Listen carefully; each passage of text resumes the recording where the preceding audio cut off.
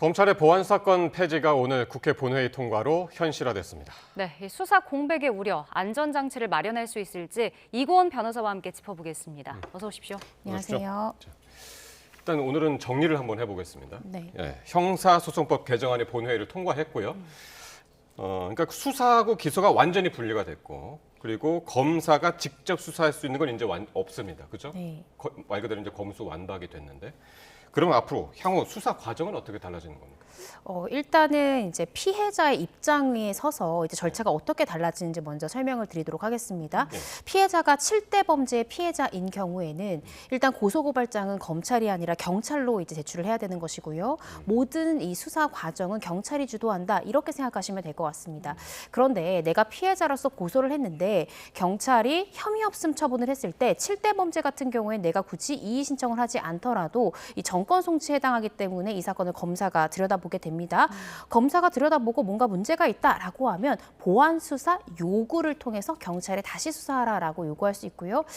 반대로 7대 범죄에 해당하지 않는 사건의 피해자 같은 경우에는 내가 혐의 없음 처분을 받았을 경우 반드시 이의 신청을 해야만 내 사건 기록을 검사가 볼 수 있다. 그리고 그때도 역시나 검사로서 할 수 있는 것은 재수사를 요구하거나 아니면 이 보완 수사를 요구하는 그런 권한만 남았다라고 생각하시면 됩니다. 또 중대한 변화는 검찰청이라는 용어 자체가 사라집니다. 공소청, 광역공소청 이렇게 이 검찰청이라는 용어가 사라지고요. 검사는 기소 그리고 공소 유지 권한만 담당한다. 이렇게 이해하시면 될 것 같습니다. 네. 근데 이제 최근에 장윤기 사건도 있었잖아요. 검찰 보안 수사권으로 이제 밝혀진 내용들도 있는데 또 검사 출신이시기도 하니까 이렇게 되면은 뭐 부작용은 없는 걸까요? 부작용이 상당히 많을 것 같은데요. 이제 저희가 계속 이야기를 나눌 테니 가장 근시간 내에 우리가 생각해 볼 수 있는 부작용은 구속 사건이 있을 수 있습니다. 네. 구속 사건은 일반 사건보다 훨씬 더 짧은 시간 내에 수사를 해야 되는데요.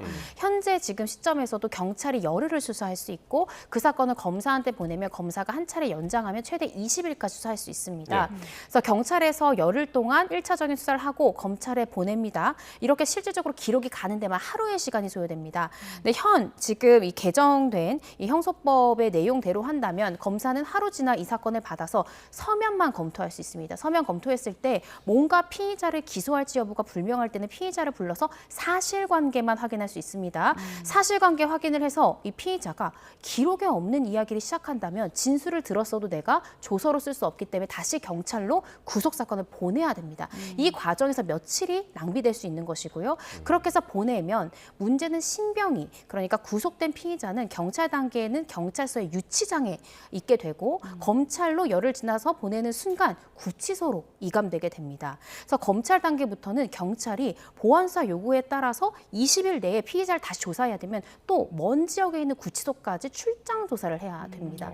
따라서 기록도 보내야 되고 다시 보낸 기록을 경찰이 받아서 그 기록을 싸들고 다시 구치소로 가서 조사를 해야 되는 이런 문제 발생할 수 있고요. 또 장윤기 사건처럼 압수수색을 통해서 추가적인 뭔가 증거물이 있을 것 같다라고 검사가 생각한 경우에도 개정된 형사소송법상에는 검사가 압수수색 영장을 청구할 수가 없습니다. 경찰이 신청한 것만 청구할 수 있기 때문에 구속 사건은 20일 내에 검사가 추가 증거가 있을 것이다. 경찰이 또 보안사 요구로 영장을 신청해라. 신청하는데도 시간이 걸리고 신청해서 온 것을 또 청구해야 되고 발부받아서 다시 경찰로 가야 되고 이것이 과연 20일이라는 짧은 구속기간 내에 구속사건을 처리할 수 있을 것인가? 저는 가장 가까운 근시일 내에 구속사건부터 문제가 생길 가능성이 상당히 높지 않을까 싶습니다. 그렇군요. 이제 검찰이 직접 수사를 할 수 없기 때문에 사건만 왔다 갔다 하다가 보내는 시간이 너무 낭비될 것이다. 네. 그런 말씀이신데 일단은 말씀하신 대로 보완수사 요구권이 이제 담겨 있기는 하겠습니다만은 개정안에 또 이제 검사의 사실 확인권 이게 대안으로 들어있다면서요. 근데 이게 재판에서는 증거로 못 쓰인다. 이건 무슨 얘기입니까? 지금 개정된 형소법의 245조의 13을 보시면요. 이 사실관계 확인 등이라는 규정이 새로 생기게 됩니다. 검사는 이 사건을 기소할지 말지가 고민이 되거나 재수사를 요구할지 여부가 고민이 될 때 이 결정을 위해서 사건 관계인 그러니까 피의자라든지 고소인이라든지 심지어 이 사건을 수사한 경찰도 불러서 면담을 할 수 있습니다.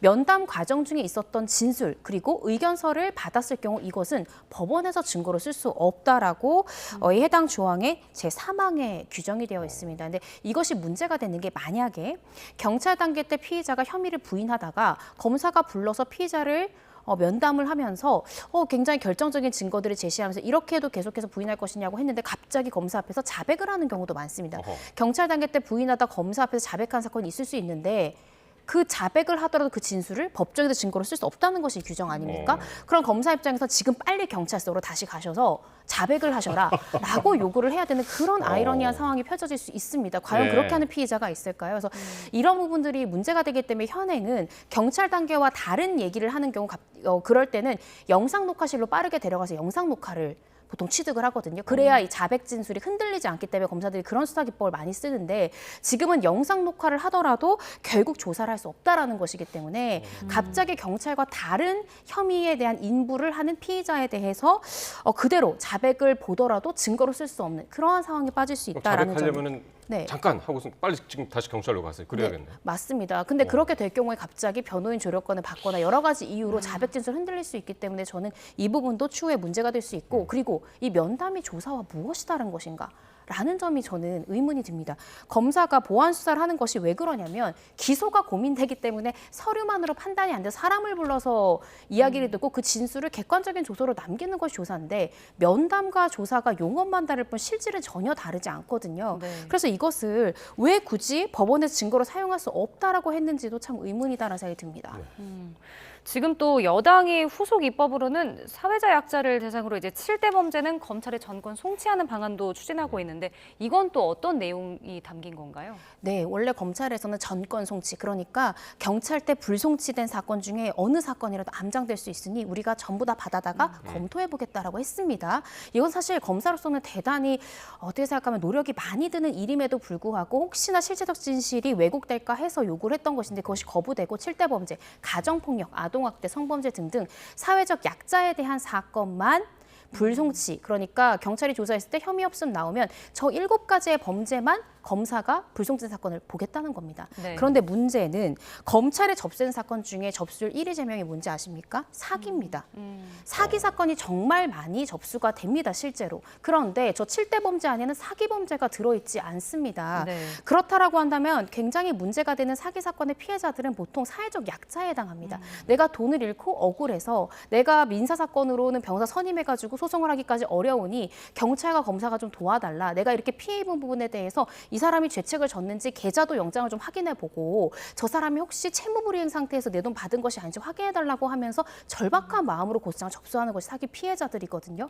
그런데 이조차도 7대 범죄가 아니기 때문에 경찰에서 혐의 없음 처분할 경우에는 변호사를 선임해서 이의 신청을 해야 하는, 돈을 잃어서 돈이 없는데 돈을 내서 사선 변호사를 선임해야 되는 이런 아이러니한 상황이 발생될 수 있다는 점에서 또 굉장히 우려가 되는 지점이 있습니다. 네. 그렇군요.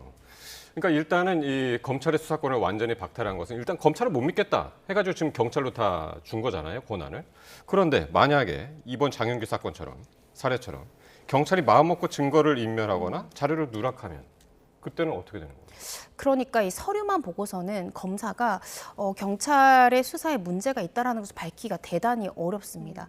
심지어 사건 관계는 불러도 그 조서가 증거로 쓰일 수 없고요. 또 증거가 누락됐다고 할 경우에는 장윤기 사건 같은 경우에는 영장을 직접 발부받아서 검찰 수사관들이 영장을 집행했죠. 그래서 경찰이 누락한 증거를 모두 찾아냈습니다. 그런데 지금 이제 개정되는 형사소송법이 적용이 된다면 검사가 직접 영장을 청구할 수 있는 권한이 없기 때문에 경찰에 다시 뭔가 이것은 좀 증거가 더 있을 것 같으니 영장을 신청해 주세요.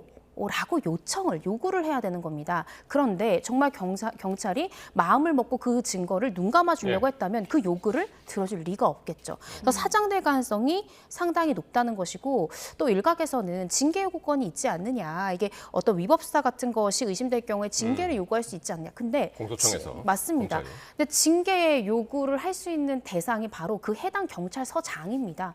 그런데 내 소속 경찰관이 문제가 있다고 그 서장이 판단해서 징계를 내릴 확률이 얼마나 되겠는가. 경찰이 문제가 있어서 징계 요구를 하는 것이 경찰이라는 것이 실질적으로 징계 요구권이 실효성이 있는가에 대한 것도 분명히 또 문제가 될 수 있는 부분이다라는 생각이 듭니다. 네.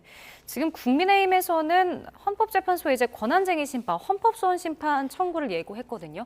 이거는 만약에 처리되려면 얼마나 시간이 걸리는 건가요? 상당 시간이 걸릴 것 같습니다. 그리고 이런 부분들에서 헌법소원 심판, 국민의 어떤 기본권, 국민의 평등권이라든지 여러 가지의 이제 권한을 침해했다라고 주장할 수 있겠지만 실질적으로 이 부분이 받아들여질까라는 점에 대해서는 의구심이 드는 것이고요. 실제적으로 수사의 비효율성과 이것이 예. 위헌이다라는 부분에 대해서는 또 판단이 달라질 수 있습니다. 그리고 지금 수개월의 시간이 걸릴 이 헌법 재판을 통해서 이 권한이 구제된다라고 하더라도 그 수개월간의 수많은 피해자들은 어디에서 그 권리를 구제받아야 되는가라는 점에서 심각하게 또 문제가 발생할 수 있는 부분이다라고 개인적으로 생각하고 있습니다. 만약에 이제 헌법소원이라든가 권한쟁의 심판을 하게 되면은 지금 형소법 개정안은 어떻게 되는 건가요? 중간에 좀 중단이 되는 건가요? 그 부분에는 중단에 대한 가처분도 신청할 가능성이 상당히 높습니다. 그것은 심리를 통해서 정말로 그러한 가처분을 받아들일지는 또 헌재에서 판단할 것으로 보여집니다. 그렇군요. 자, 정성호 법무장관. 그동안 이제 보안수사권 폐지를 놓고 대통령한테 거부권을 행사하겠느냐? 야권에서 이제 많이 물었습니다만 이제는 권유할 만한 사항이 아니다라고 했는데 대통령이 거부권을 행사할 가능성 어떻게 보십니까? 상당히 낮다라는 생각이 들고요. 조금 전 국회 본회의 통과한 후에 청와대 입장 나왔습니다. 국회 입법과정 최종 판단을 존중한다라는 청와대의 입장이 나온 만큼 대통령에게 거부권을 기대하기는 상당히 어려운 상황이다라는 생각이 들고요. 이대로 그대로 시행될 경우에 어떤 부작용이 발생할 가능성이 있고 실제로 어떤 부작용이 발생되어야만 사실상 이 부분에 대해서 다시 한번 더 논의를 할 수 있는 장이 마련되지 않을까라고 예상을 하고 있습니다. 네. 구자윤 검찰총장 직무대행은 그동안 보안수사권 폐지에 좀 반대하는 입장을 내놨었는데 오늘 결국 조금 전에 사의를 표명했습니다. 어떻게 보셨습니까? 그만큼 이 검찰 구성원으로서 책임을 통감한다라면서 사의 표명했고요. 그리고 계속해서 지금 이 직무대행은 이것이 보안수사권이 완전히 폐지될 경우 수사 과정이 비효율적이 될 수 있고 그 피해자가 국민 전부가 될 수 있다라는 점을 계속해서 주장을 해왔습니다. 일각에서는 이 보안사건 폐지에 대해서 검찰 조직에서 너무 수동적으로 대응했던 것이 아니냐, 예. 적극적으로 어떤 전국 검사 성명이라든지 이런 것들을 통해 적극적으로 다퉜어야 되는 것이 아니냐라는 등의 의견들이 있지만 실질적으로 현재 검사들의 이야기를 들으면 너무 언론이나 또 여러 가지 또 여당 등에서 검찰이란 조직을 악마화했기 때문에 우리가 여기서 더 목소리를 낸다면 마치 우리의 이익 때문에 보안수사권을 존치하는 것처럼 보일까 걱정한다라는 일부의 현재 검사들의 이야기도 있었습니다. 그래서 예. 적극적으로 그런 부분들 때문에 투쟁을 하지 않은 것 같고요. 그렇지만 많은 검사들이 실제로 보안수사권이 폐지될 경우 지금도 보안수사 요구로 경찰에 사건이 내려가면 3개월 안에 보안수사가 돼서 오는 사건이 20% 미만이라고 합니다. 그런데 이것을 1개월 내에 보안 수사를 완성해서 보내야 된다라는 개정안은 현실적으로 불가능에 가깝다라는 것이 현재 검사들의 이야기고요. 심지어 구속 사건조차 요구를 내릴 경우 경찰은 내가 가진 불구속 사건 50건보다 구속 사건은 20일 안에 해야 되기 때문에 그것을 우선 처리할 것입니다. 그러면 현재도 3개월 이상 걸리는 보안 수사가 얼마나 더 장기화될 것이냐, 이 부분에 대해서 많은 우려를 하고 있는 것이 현실입니다. 예, 형사법 개정안이 오늘 본회의를 통과했습니다만은 많은 우려가 아직까지도 지금 나오고 있는 것 같습니다. 네, 지금까지 이고은 변호사와 말씀 나눴습니다. 고맙습니다. 고맙습니다.